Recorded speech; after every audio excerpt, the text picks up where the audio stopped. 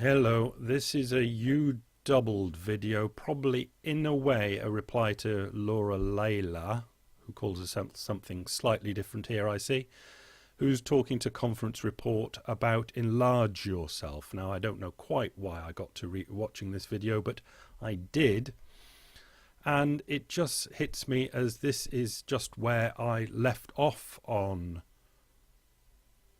U doubled, because it was talking about, Fred was talking about the extremities of himself. And now Laura Layla's talking about something similar. Okay. Well, I think what I can contribute here, if anything, is to say that, besides the phone ringing, that there is a thing problem here. If one considers oneself to be a thing, or anything to be a thing, you're already in trouble, as it were.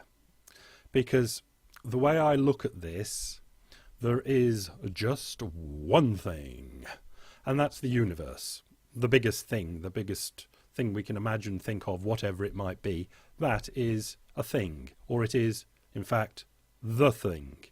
And other things that we call things, a pen, a mug, are parts of things. They are part things, or thing parts.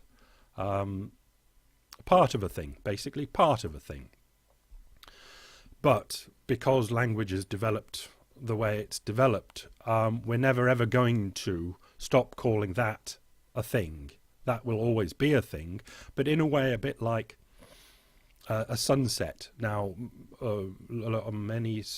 some people actually know now that a sunset isn't really, the word sunset isn't the most brilliant description of what a sunset is. But we still use it because it's you can't change it now, and any description would be a much more complicated description. So we're going to stick to the word sunset like we're going to stick to the word thing. But if we're going to stick to the word thing like we're going to stick to the word sunset, it is good, would be good, to know better what we mean when we say thing. And what we always mean when we say thing, what we mean is part of a thing. The thing it is part of is the great big the thing, which is the universe.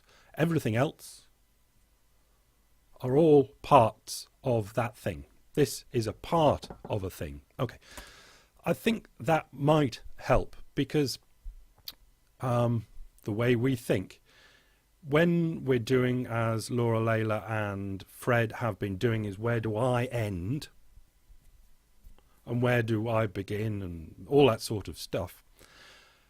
If you know that at a push even, you are not a thing, you are just part of a thing, it takes the edge. It takes the edge off that conversation. There's not so much great defensiveness and psychological ego protection and things like that don't have to come in if you know that you, like the pen and the mug, are part of a thing. So you're saying, where does this part of a thing start and where does it end? Or where does this part of a thing end and where does you, that other part of a thing, begin? And you see, it just softens everything and makes it more easier to get into, because there isn't that psychological defensiveness, or at least some of that psychological defensiveness has been softened. I think, yeah, no, but I think we certainly must agree that this is just part of a thing and not a thing. We'll always call it a thing, but it's not actually a thing. It's only ever a part of a thing. And this body, Laura Layla's, I know that's the thing I wrote down there, what has started this video, I'm sure. Listening into Laura Layla's video, we have a personal body. We have a personal body is a quote from the video. Now, again, we can't change the language. The language will probably be what always the language ever was, and we'll go forward with it. But like we now know, because I've just said so, this is a part of a thing. What does we have a personal body possibly mean? The personal body, we can imagine, that's a part of a thing. Or what we can call now a thing. It's a thing that we know is a part of a thing. But what is the we that has the personal body? That's the bit that I always come back to, and I think it's a good way in the way that Fred and Laura Layla are going at it with what must have been Fred's video, Enlarge Yourself, and as I've replied in the comments to Laura Layla, by these knowings or thinkings about your place in the world and where you end and where you begin and whether you are a thing or part of a thing, are you actually enlarging yourself or shrinking yourself?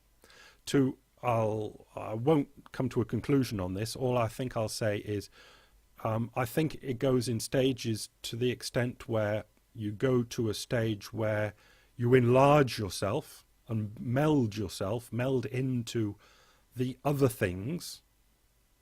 And now you know that's perfectly natural because we are all just parts of one thing. So that's fair enough.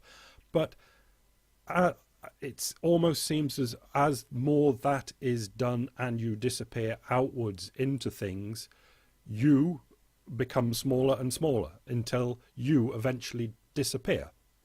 So by going outwards into other parts of things, your part of a thing actually disappears completely, and a completely different meaning comes upon we have a personal body.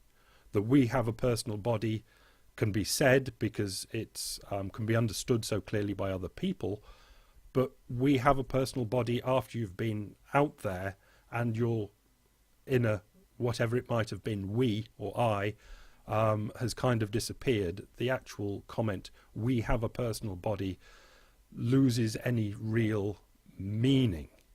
It can be said, but it really doesn't have the meaning that the words are taken in society to mean. So, you doubled, that is it.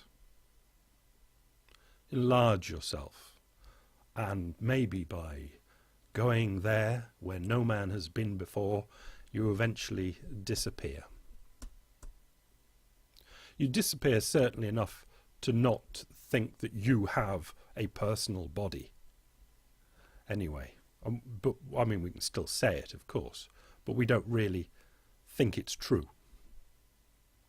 Bye.